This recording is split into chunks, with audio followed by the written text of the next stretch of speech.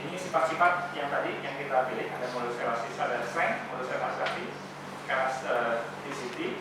ya, atau E, ya, atau yang modulus. Kemudian ada KIC, ya, factor tightness, ya. Ini KIC ini adalah K ini, C ini critical, satu ini adalah istilah K1C, ya, bukan KIC. Ini menunjukkan model dari pengukurannya. Ya, ini kondisi yang paling kritikal, maka biasanya yang digunakan batas kondisi mode 1. Ya, mode 1 itu adalah model tarik. Ya.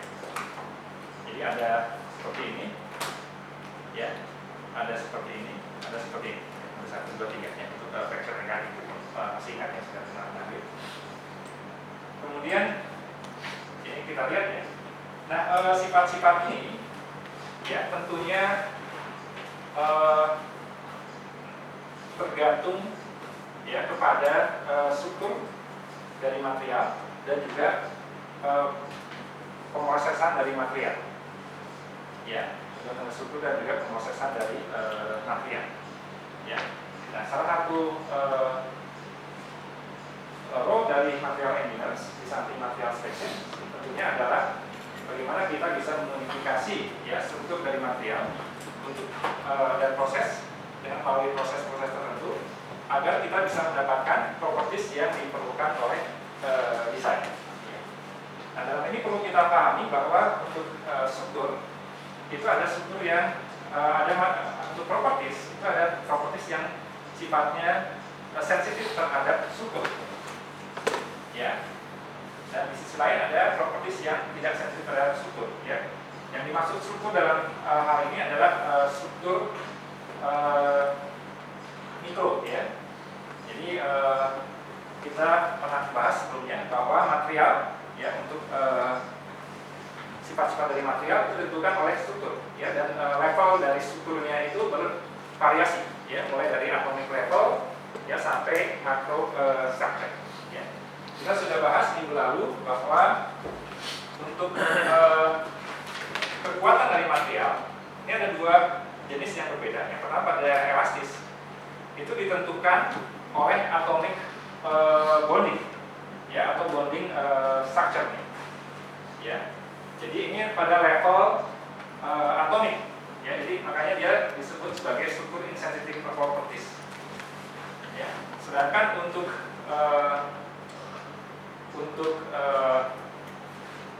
strength ya pada daerah plastik ya ini yang menunjukkan adalah dislokasi ya atau cacat dari material. Ya, dalam hal ini minggu lalu sudah dijelaskan bahwa proses deformasi yang terjadi kebanyakan dengan mekanisme slip ya dan dilakukan dengan bantuan dislokasi. Ya, itu sebabnya kenapa real strength ya itu nilainya lebih jauh lebih rendah dibandingkan dengan theoretical strength. Oke, saya kira ini yang minggu lalu kita bahas ya sebagai video. Jadi kita sudah memahami ya bagaimana kaitan antara desain dan material selection ya, secara kualitatif. Kira-kira sampai sini.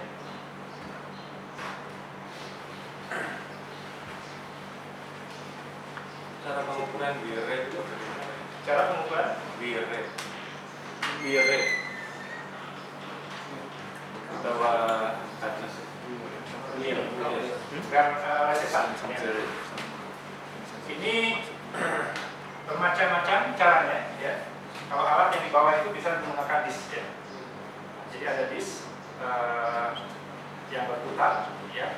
Nanti ada spesimen diletakkan, kemudian melalui kontak dengan disk tersebut dengan tekanan tertentu nanti bisa dihitung ya, laju ausnya. Ya, jadi ini ada alatnya untuk big bearer.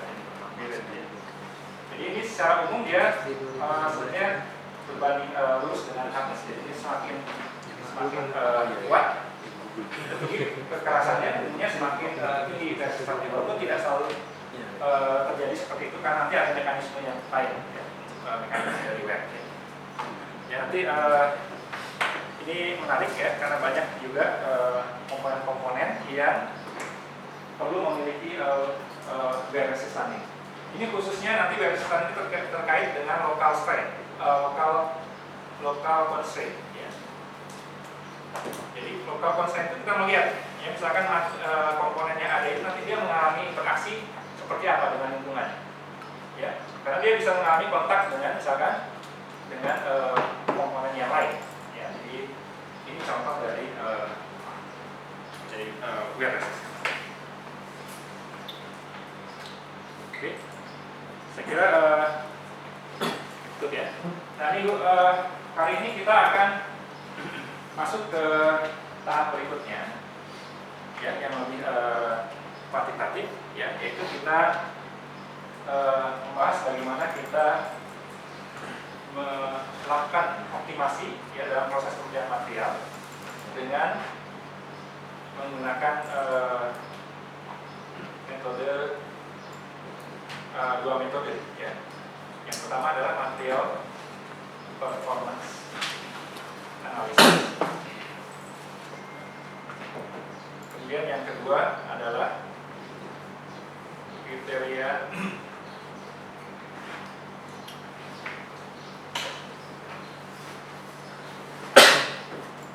analisis. Ya. Jadi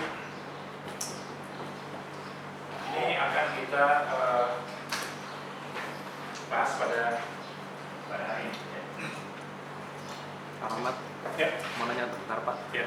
Saya masih sedikit kurang paham tuh Pak. Itu maksudnya struktur insensitif sama sensitif itu cuma membedakan bahwa yang struktur sensitif itu berarti yang harus dimiliki material gitu Pak ya. Intinya. Iya. Jadi yang bisa dimodifikasi dengan memodifikasi struktur. Ya. Nah, umumnya struktur itu dipahami dalam material itu sebagai mulai dari mikrostruktur, ya. Structure, kemudian sampai ke makro structure. Ya, di bawahnya nanti ada nanostructure, ada mesostructure. Ya. Jadi ini sebenarnya pembagian secara sederhana saja, ya, untuk memperjelas, ya, bedanya modulus elasticity dengan strength. Ini karena dua mekanisme yang berbeda. Ya. Kalau modulus elasticity itu tergantung dari bonding antar atom. Ya, jadi atomic bonding. Ya, jadi ada atomic bonding. Ya, jadi kita menjelaskannya dengan atomic bonding.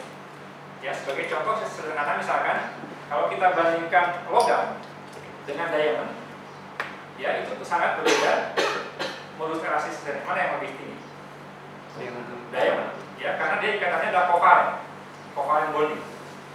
bonding dan 3 dimensi. Ya, sesama karbon saja beda. Ya, diamond dengan grafit itu beda, ya. Karena dia walaupun sama-sama covalent, tapi yang satu 3 dimensi, yang satu hanya 2 dimensi. Ya, kan dia berbeda juga. Jadi ini cara menjelaskannya seperti ini. Nah, itu sebabnya dia disebut struktur insensitif. Kenapa? Karena misalkan kalau kita punya material, ya, dengan komposisi yang sama, ya, itu tidak bisa kita modifikasi untuk mendapatkan modulus elasticity yang berbeda. Ya, dengan memodifikasi hanya memodifikasi mikrostrukturnya. Berbeda dengan strength, misalkan. Ya, jadi kalau misalkan Anda punya material logam, ya, baja misalkan, ya, ini mau dimodifikasi, ya. Kalau Anda misalkan yang Anda lakukan adalah misalkan untuk meningkatkan kekuatan atau hardness, ya, ini bisa dilakukan misalkan dengan menggunakan thermomechanical, ya, atau bisa juga dengan menggunakan heat treatment misalkan. Ya, jadi kalau Anda bisa modifikasi strukturnya di sini, ya, maka propertiesnya juga akan berbeda, kekuatannya akan berbeda. Ya, contoh yang paling sederhana saja yang lalu sudah saya jelaskan adalah hubungan yang namanya Hall-Petz equation, ya, yang menyatakan hubungan antara kekuatan dengan ukuran butir, ya, dengan ukuran butir. Jadi semakin kecil ini pada temperatur ruang, ya, at room temperatur, ya, itu semakin kecil ukuran butir itu semakin kuat. Ya, berbeda nanti kalau pada temperatur tinggi, ya, karena mekanismenya berbeda, mekanisme difusi atau flip berbeda. Tapi untuk temperatur ruangan ini dia memenuhi hukum Hall-Petz. Ya, ini yang namanya struktur. Ya, dan struktur ini bisa dimodifikasi, ya, dengan pemrosesan. Ya, kita kan bisa merekayasa ukuran butir, kan, dengan menggunakan proses thermomechanical atau juga bisa menggunakan proses heat treatment, ya, untuk memodifikasi ukuran butir ini. Ya. Nah, mekanismenya seperti apa? Karena untuk strength itu minimal sudah saya jelaskan, ya. Mekanismenya adalah dislocation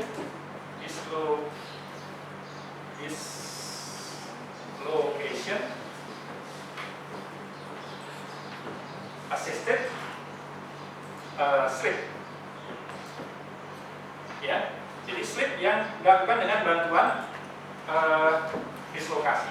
Ya, jadi kalau saya punya misalkan ini ada atom seperti ini, ya, dan ini ada dislokasi di sini,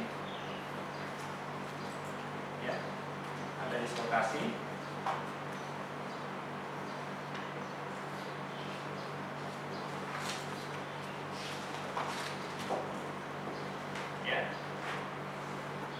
Ya, maka deformasi atau slip itu terjadi secara bertahap, ya, dengan berpindahnya dislokasi dari satu bagian ke bagian yang lain, ya, secara berantai. Ya, tapi tanpa adanya dislokasi itu dia terjadi secara sekaligus, ya, pada bidang slip, ya. Dan ini lebih sulit terjadi, ya. Tegangan geser kritikalnya ini lebih besar, ya. Nah, kita bisa jelaskan misalkan bagaimana ukuran butir yang lebih kecil itu bisa meningkatkan kekuatan.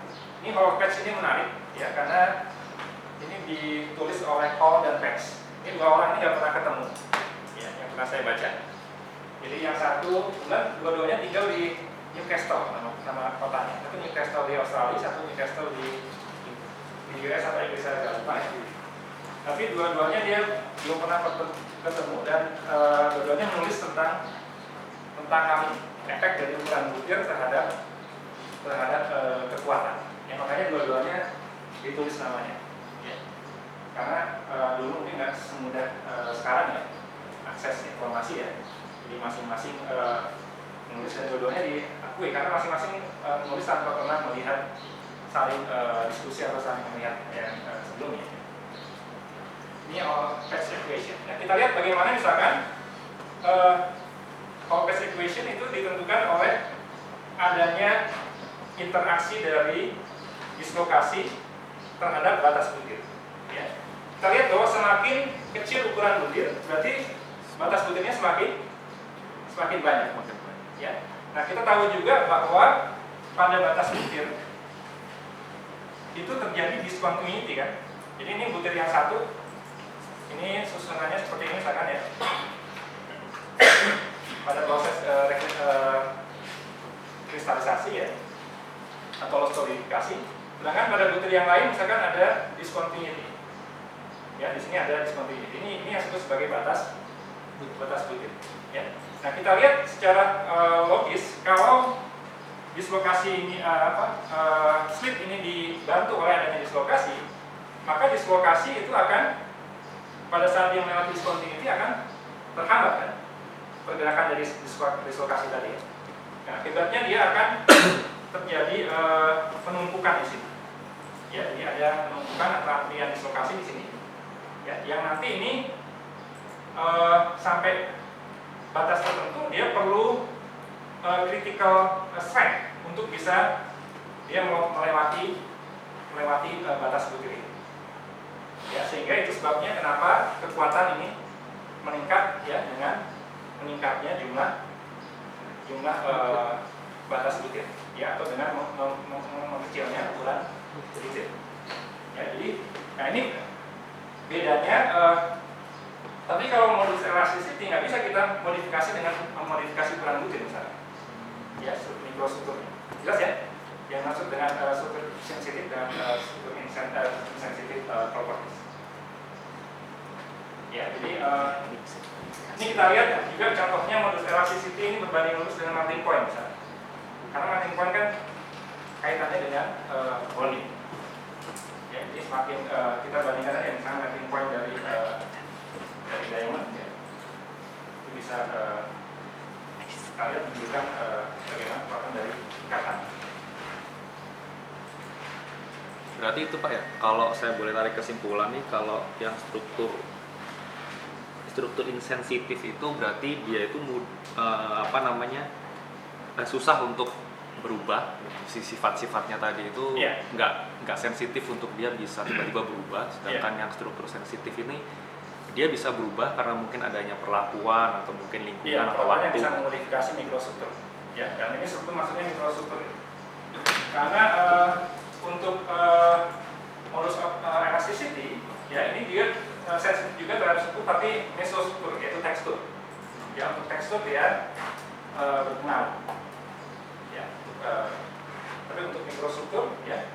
Jadi artinya kalau Anda punya baja dengan komposisi yang sama, ya mau Anda utak atik seperti apa, ya itu tidak akan bisa merubah nilai. Nanti silakan cek di literatur ya.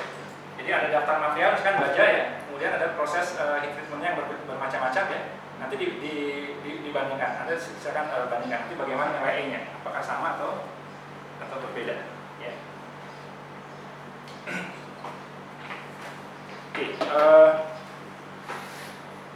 Oke, saya kira kita hari ini 4 jam ya. Jadi mungkin kalau saya ngomong terus nanti terlalu banyak ya. Jadi nanti sebelum mulai kita lakukan review dulu ya. Sini saya sudah siapkan ada review quiz untuk apa yang sudah kita bahas sebelumnya, yang akan dicoba ya. Nggak sulit. Sebenarnya review aja. Open book, open internet.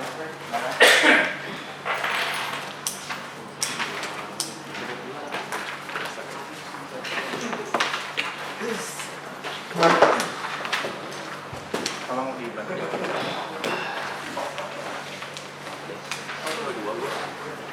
Jadi bagian yang mau banyak lagi. Oh, udah.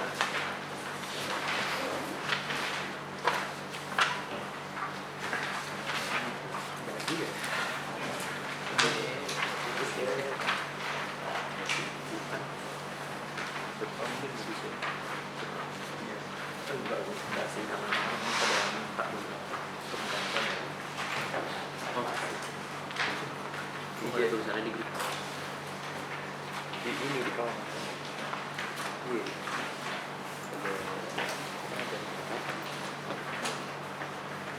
Sudah semua ya? Ini harus soal. Hah? Soalnya? Soalnya.